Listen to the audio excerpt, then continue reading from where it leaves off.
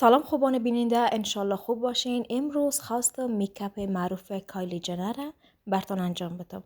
در شروع میکاپ ابروهای ما را ژل میزنیم، منظم میکنیم و از کانسیلر به مثل خط در زیر ابروی ما میکشیم و ایره خوب سر جایش فید میکنیم و همراه پودر خشکش میکنیم و جاهای خالی ابروی ما را همراه برسک تتو پر میکنیم.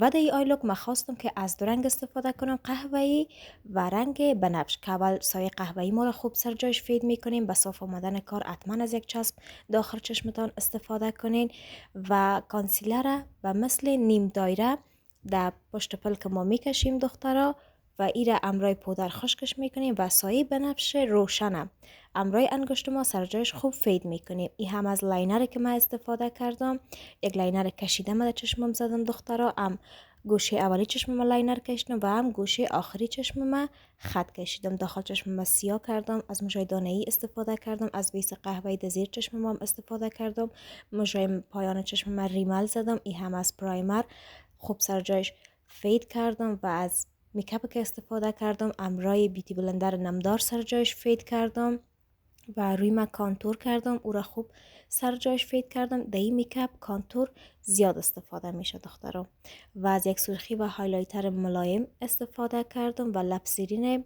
رنگ بنفش مایل به گلابی و خط لب قهوه‌ای و این از فاینال کار دخترها. خدا کنه که خوشتان آمده باشه، تانسته باشم که میکاپ کایلی جنر براتون خوب انجام داده باشم و حتما عزیزای دل یوتیوب چینل ما سابسکرایب کنین، صفحه اینستای ما فالو داشته باشین و همچنان صفحه تیک تاک ما فالو داشته باشین و تا میکاپ بعدی خدا نگهدار همگی.